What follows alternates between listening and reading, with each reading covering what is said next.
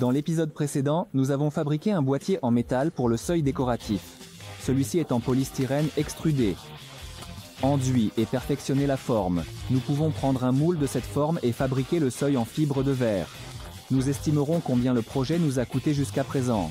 Et combien il coûtera au final. Mais procédons dans l'ordre. André s'est occupé des seuils. Nous préparons le gel coat. C'est un primaire qui est appliqué sur l'agent de démoulage.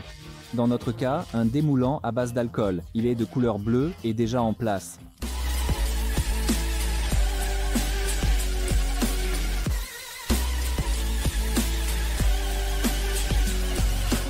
L'étape suivante, pose de fibre de verre sur gel coat gris, imprégné de résine polyester. Couche.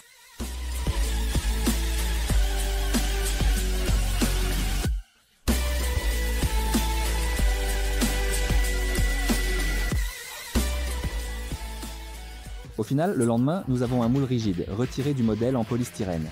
Il ne reste plus qu'à retirer ce polystyrène et à fabriquer un nouveau seuil, mais cette fois en fibre de verre solide. Comme vous l'avez compris, ça a échoué. Cette fois, nous avons utilisé un séparateur non testé en raison de problèmes d'approvisionnement.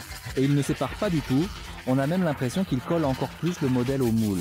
Au final, l'opération qui devait prendre quelques minutes s'est étendue sur 2 jours complets d'André. Mais nous avons ce que nous avons. Plus 5 à l'expérience et moins de jours de vie. La prochaine étape consiste à bien enduire ces moules avec de la cire éprouvée. Et ensuite, tout selon l'ancien schéma. Gel coat, résine et mat de verre, couche par couche.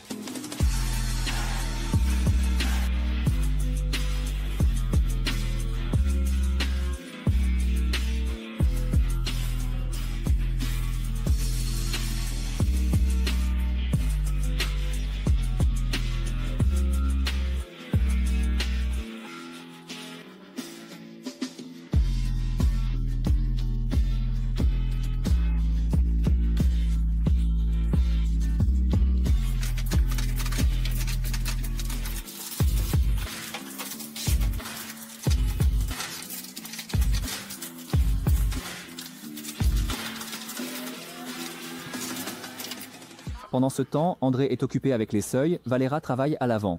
Nous nous approchons du moment où nous traiterons la matrice des panneaux avant, des ailes et du capot. Finalement, ce métal fatigué sera remplacé par un plastique renforcé de verre léger et solide. Pour cela, nous retirons les éléments décoratifs, nettoyons la rouille et pouvons commencer le ponçage. Étant donné que toute cette peinture a un aspect très douteux et pourrait finalement réserver des surprises, nous l'enlevons autant que possible. Et après environ 10 heures de travail de Valéra, nous avons une surface nettoyée sur laquelle nous pouvons appliquer des kilos de mastic et façonner la forme. À ce jour, nous travaillons sur la construction à Algate depuis déjà 10 mois. Et toutes les dépenses se sont élevées à un peu plus de 40 000 $ ou 3 millions de roubles. Il faudra à peu près autant de temps pour terminer le projet. Et tout cela coûtera certainement pas moins de 100 000 $. Dans les commentaires, je suis souvent tombé sur la question de savoir quel pare-brise nous allons installer. Les vitres de ces dimensions uniques et non standards sont sur commande. La production est à 300 km, dans notre cas à Minsk. Et pour donner aux artisans les dimensions et la forme exacte, un cadre spécial est fabriqué.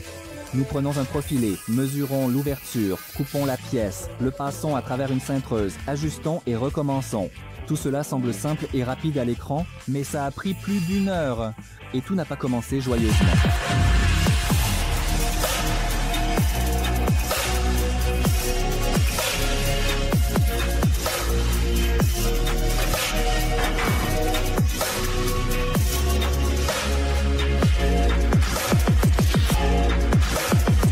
Finalement, le cadre est prêt, envoyé pour s'accorder au verre.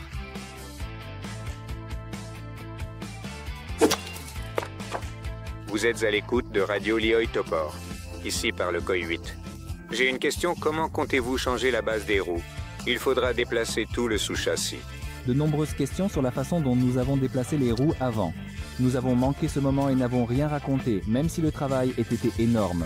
Quelques mots sur la façon dont nous avons finalement déplacé nos roues avant de 15 cm vers l'avant.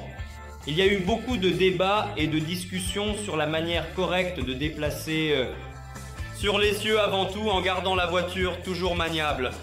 Finalement, les gars, Dima et Sacha de Unitas Performance, un grand merci à eux. Les gars ont une grande expérience dans la construction de voitures de sport, des voitures de drift. Ce n'est pas la première fois pour eux, tout a été fait parfaitement. Les gars ont pris tout le sous-châssis avec le moteur, la boîte de vitesse, la crémaillère de direction et toute la suspension avant. Ils ont déplacé la structure porteuse, et avancer non pas la structure porteuse, mais celle intrépide. Nous avons maintenant moins d'espace pour le radiateur. Ils ont créé de nouveaux points de fixation pour le sous-châssis.